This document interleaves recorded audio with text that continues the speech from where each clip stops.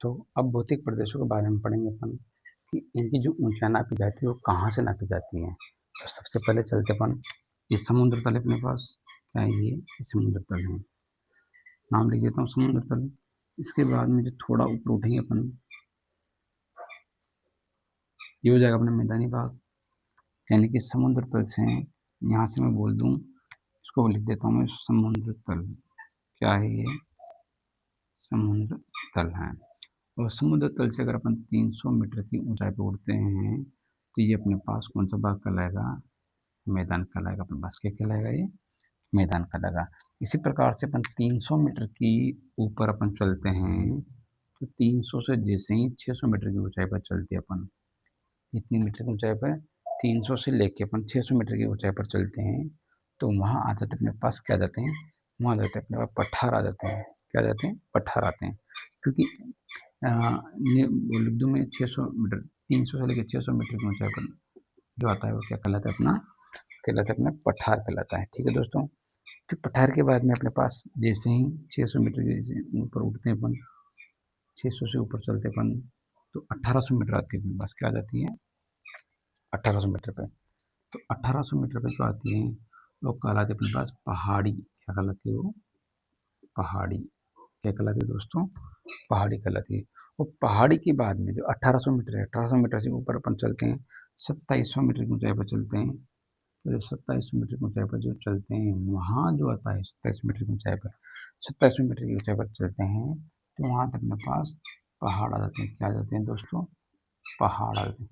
अब पहाड़ी और पहाड़ में क्या अंतर है, इनमें थोड़ा सा डिफरेंस है, वो अपन जब अरावली पर्वतमाला का नाम आएगा तब वहाँ पर पढ़ेंगे पहाड़ क्या होता है, पहाड़ी क्या होते हैं। अच्छा, आगे बढ़ते हैं। इसके साथ साथ आगे बढ़िए अपन, तो इस पहाड़ी के बाद में यानी 2700 मीटर के ऊपर जो चलते हैं, यानी कि मैं 2700 मीटर के ऊपर, इसके ऊपर जो चलते हैं वो कहलाते हैं अपने पास, क्या कहलाते हैं वो कहलाते हैं पर्वत।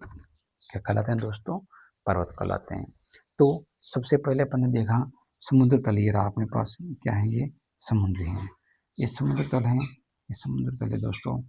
अब इस समुद्र तल में से यहाँ से अपन नाप चलते हैं तो इस समुद्र तल की जो गहराई है, इस गहराई से देखते हैं, नापते हैं, तो जो समुद्र तल से 300 मीटर की ऊंचाई जो है, समुद्र तल से जो 300 मीटर की जो ऊंचाई पर जो क्षेत्र अपने को दिखाई देता है वो कहलाता है अपने पास मैदानी भाग, जिस पे अपन रहते हैं। यानी अपन जो है वो समुद्र तल से 300 मीटर ऊंची जो परत है पृथ्वी की, उसके ऊपर रहते हैं।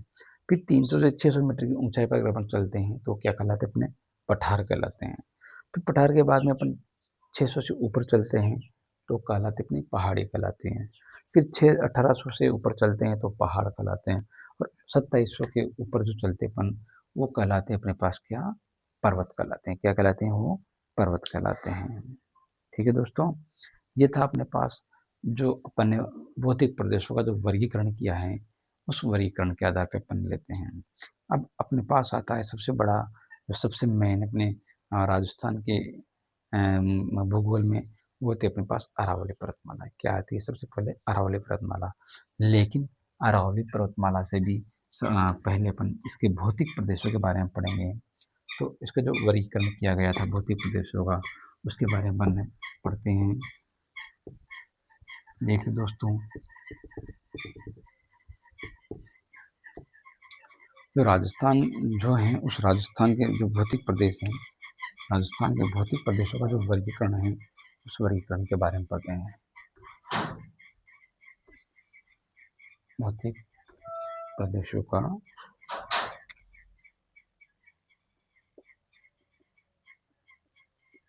वर्गीकरण, वर्गीकरण का मतलब बांटना।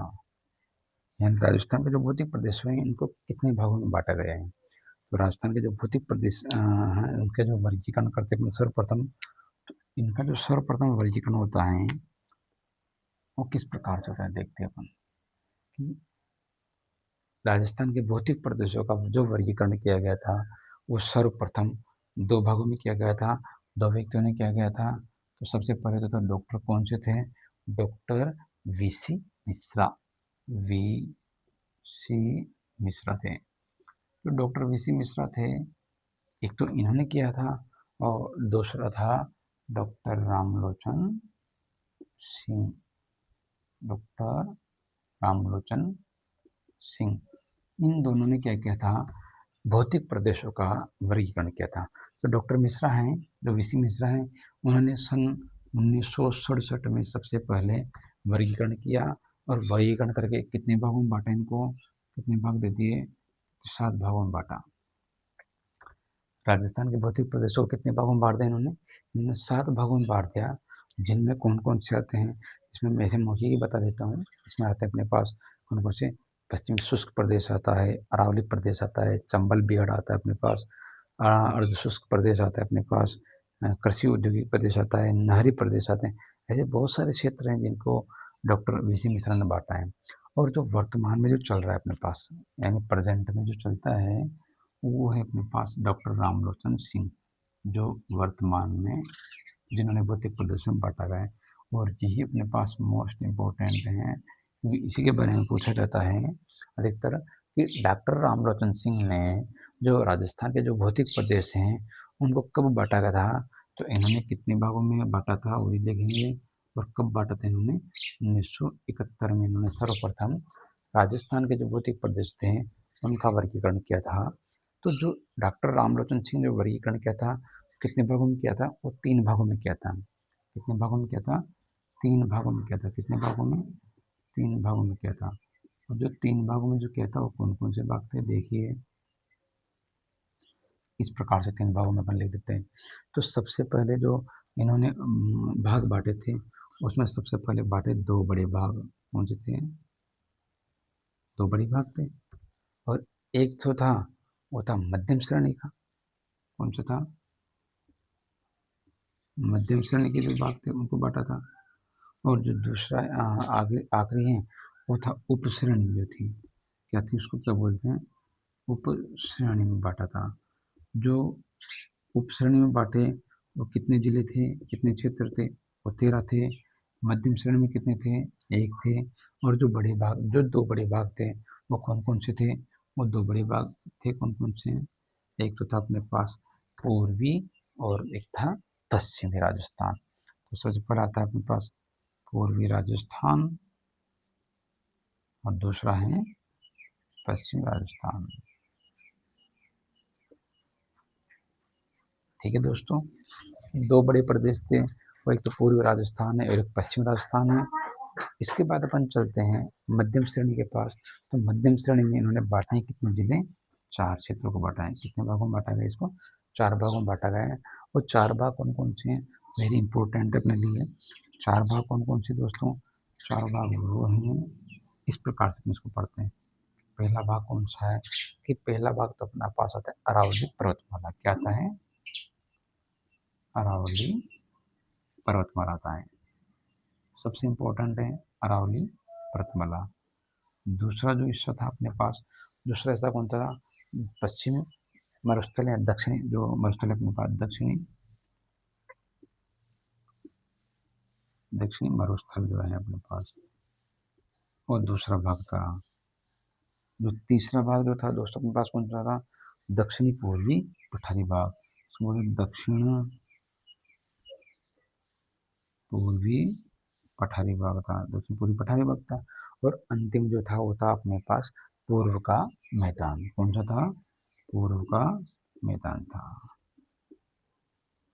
पूर्व का मैदान अपने पास था आखिरी में। ये जो इम्पोर्टेंट अपने पास मध्यम श्रेणी थी, इन्हीं को अपन पढ़ेंगे विस्तारित रूप से। और जो जो उपश्रेणी थी, वो 13 उपश्रेणी थी। उनको बहुत सारे हैं 13 उपश्रेणी, जिसमें भौतिक प्रदेशों में इन्होंने किन्होंने, डॉक्टर रामलोचन जो सिंह थे, इन्होंने हमें राजस्थान के भौतिक प्रदेशों के रूप में इन्होंने बांटा है। ठीक है दोस्तों, आगे बढ़ते हैं इसके बाद में। इसके बाद में आप सबसे पहले पढ़ेंगे अपन अरावली प्रदेश के बारे में। अरावली पर्वतमाला क्या है, तो सबसे पहले चलते अपन अरावली पर्वतमाला के पास। एक बार फिर बता देता हूँ मैं, राजस्थान के जो भौतिक प्रदेश थे, उन भौतिक प्रदेशों का जो वर्गीकरण किया गया था, सर्वप्रथम वर्गीकरण किया गया था 2 लोगों ने, एक तो डॉक्टर वीसी मिश्रा जी थे और एक थे डॉक्टर रामलोचन सिंह थे। वीसी मिश्रा जी के बारे में इतना नहीं पूछा जाता है कि राम रतन सिंह के बारे में से अधिकतर पूछा जाता है और वर्तमान में यही इम्पोर्टेंट है, क्योंकि इनको तो छोड़ दिया गया है, इन भागों को वर्तमान में एक्सेप्ट किया गया है। तो अपन केवल जानकारी के लिए पढ़ लेते हैं कि डॉक्टर वी सी मिश्रा ने 1967 में जो राजस्थान के जो भौतिक प्रदेश थे उनको 7 भागों में बांटा था। लेकिन जो डॉक्टर रामलोचन सिंह थे, इन्होंने 1971 में जो राजस्थान का जो भौतिक प्रदेश थे, उन भौतिक प्रदेशों का वर्गीकरण कितने भागों में किया है? 3 भागों में किया है। वो 3 भाग भी कौन-कौन से थे? 3 भागों में पहले जो थे वो 2 बड़े प्रदेश थे, एक जो था मध्यम श्रेणी के थे और एक जो था वो थे उप श्रेणी के। तो जो 2 बड़े प्रदेश थे वो कौन-कौन से थे? पूर्वी राजस्थान और पश्चिमी राजस्थान। लेकिन जो मध्यम श्रेणी में जो अपने को लिखा गया है, मध्यम श्रेणी में जो दिया गया है 4 क्षेत्र, उनमें एक तो अरावली पर्वतमाला, दक्षिण राजस्थान, दक्षिण मरुस्थल जिसको बोलते हैं अपन, दक्षिण पूर्वी पठारी हैं और पूर्व का मैदान है। और जो उपश्रेणी है वो 13 उपश्रेणी है, इसमें बहुत सारी उपश्रेणी आ गई हैं। तो अपन सबसे पहले अरावली पर्वतमाला के बारे में ही पढ़ेंगे। तो अरावली पर्वतमाला के बारे में पढ़े तो अरावली क्या है? अरावली पर्वतमाला है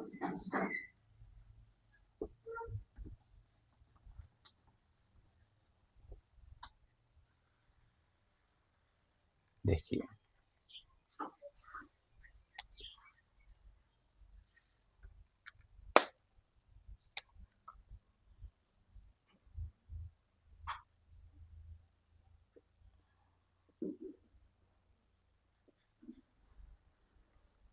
अरावली पर्वतमाला, ठीक है।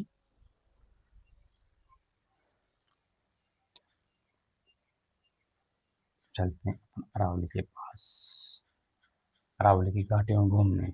तो सबसे पहले जो अपने पास अरावली पर्वतमाला थी, इसका जो निर्माण था, क्या था इसका निर्माण, इस प्रकार से हुआ है। अरावली पर्वतमाला का जो निर्माण हो किस प्रकार से हुआ है, कैसे हुआ है, इसका अपन पढ़ेंगे। तो जो अरावली पर्वतमाला है, इसका जो निर्माण था वो हुआ था कब? प्री कैम्ब्रियन युग में। कब हुआ था इसका निर्माण? प्री कैम्ब्रियन युग में इसका निर्माण हुआ था। कैसे हुआ इसका निर्माण? प्री कैम्ब्रियन युग क्या है, इसके बारे में देखें। तो प्री कैम्ब्रियन युग क्या है कि 40 करोड़ वर्ष पूर्व,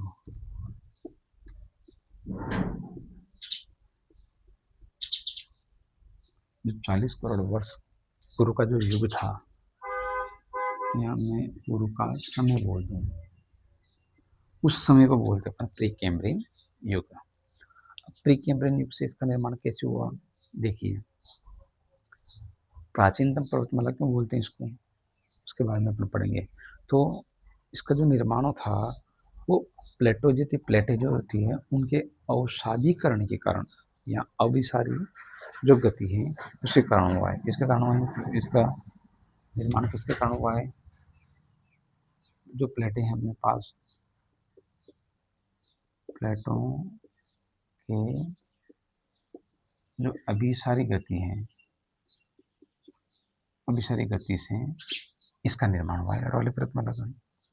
अब अभिसारी गति क्या होती है, ये नया पॉइंट अपने पास। अभिसारी गति होती है जब 2 प्लेटें, जैसे मान लो एक प्लेट ये रही धरातल पर, एक प्लेट ये रही, ठीक है दोस्तों। जब 2 प्लेटें आपस में एक दूसरे की ओर आती हैं, इधर से ये आती है, इधर से ये आती है, ठीक है। जब 2 प्लेटें, एक क्या है, एक प्लेटें हैं, ये भी क्या है, प्लेट ही है। जब 2 प्लेटें आपस में एक दूसरे की ओर आती हैं तो आने के बाद में जो धरती है उस पर इस प्रकार से वलन पड़ना स्टार्ट हो जाता है। तो कहते हैं वलन पड़ना स्टार्ट हो जाता है इस प्रकार से। क्या पड़ गए? वलन पड़ गए, मुड़ने लगी, यानी क्या पड़ गए? वलन पड़ गए। क्या पड़ गए? वलन, जिसको अपन क्या बोलते हैं? मोड़ पड़ना। वलन बोल दो चाहे इसको क्या बोलते हैं? मोड़ना, मोड़ पड़ गए। यानी वो जैसे अपन गुब्बारे को दबाते हैं तो गुब्बारा दबाने के बाद में जब दोनों तरफ से पुश किया जाएगा उसका, तो बीच में से उसकी जगह ऊपर निकल जाएगी। तो जो ऊपर की जो जगह निकली उसी को अपन बोलते हैं, क्या बोलते हैं उसको, अभिसारी गति बोलते हैं उसको। क्या बोलते हैं, अभिसारी गति। इसीलिए इसको, इस पर्वतमाला को क्या बोलते हैं, मोड़दार पर्वतमाला। क्या बोलते हैं इसको, मोड़दार पर्वतमाला। इसीलिए इसको बोलते हैं क्योंकि यह क्या है, इसमें मोड़ पड़ गए हैं। क्या पड़ गए, इसमें मोड़ पड़ गए। ठीक है, क्योंकि वलन पड़ गए, दबाव पड़ा, दबाव पड़ने के बाद में इस पे जो जो मोड़ पड़े हैं उस मोड़ के नाम को इन्होंने क्या बोल दिया, अरावली पर्वतमाला को बोल दिया कि अरावली पर्वतमाला को मोड़दार पर्वतमाला भी कहा जाता है। ठीक है दोस्तों, ये अपने पास क्या था, अरावली पर्वतमाला के बारे में था। अरावली पर्वतमाला कैसे कहते हैं, अरावली पर्वतमाला किस प्रकार से इसका निर्माण हुआ है, इसका निर्माण अपने पास कैसे हुआ है। जो प्री कैम्ब्रियन युग था, उस प्री कैम्ब्रियन युग में क्या हुआ था कि प्लेटो के अंदर अभिसारी गति हुई थी। क्या हुई थी उस समय, प्लेटो में धरती पर जो अभिसारी गति होती है इस प्रकार से होती हैं, दो प्लेटें आपस में एक दूसरे की तरफ आती हैं और एक दूसरे की तरफ आने के बाद में धरती पर जो पृथ्वी पर जो मोड़ पड़ते हैं उनको अपन बोलते हैं क्या, अभिसारी गति बोलते हैं।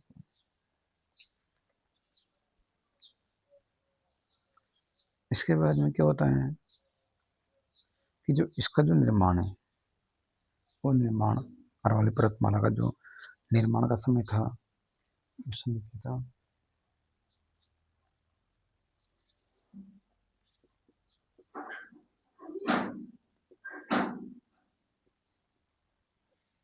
निर्माण के जो समय थे उस समय इसकी ऊंचाई कितनी थी, 2700 मीटर थी। इसकी ऊंचाई 2700 मीटर। लेकिन धीरे धीरे धीरे इसका अपर्दन होने लगा तो इसकी ऊंचाई घटकर कितनी रहेगी, केवल 930 मीटर रहेगी। क्या रहेगी इसकी ऊंचाई, 930 मीटर की ऊंचाई रहेगी इसकी केवल। क्यों, क्योंकि धरती पर वलन पड़ना स्टार्ट हो गया। क्या हुआ, धरती पर इसका विखंडन होने लगा, धरती का विखंडन होने लगा, फिर टूट टूट के नीचे की ओर आने लगी। और जैसे नीचे आने लगी तो इसका क्या हुआ, इसका विघटन होने लगा, टूटने लग गई है। तो इसको, इसलिए हम आज इसकी जो ऊंचाई है वर्तमान समय में कितनी मानते हैं, इसकी ऊंचाई वर्तमान समय में इसकी ऊंचाई कितनी मानते हैं अपन, 930 मीटर की ऊंचाई मानते हैं इसकी। अब जब ये 2700 मीटर थी तब इसको बोला जाता था क्या, पहाड़ी बोला जाता था। क्या बोला जाता था, पहाड़ी। आज पर्वतमाला बोलते हैं। 2700 मीटर की हमने पढ़ी है, क्या है ये, पहाड़ी है। ठीक है, लेकिन 2700 से नीचे जैसे जैसे जैसे जैसे आते गए 930 पे, तो वो बन गई अपने पास, क्या बन गई, पर्वतमाला। क्या बन गई वो, पर्वत। अपन ने पढ़े भी हैं पर्वत किसे कहते हैं, पर्वत कितने ऊंचे होते हैं, है?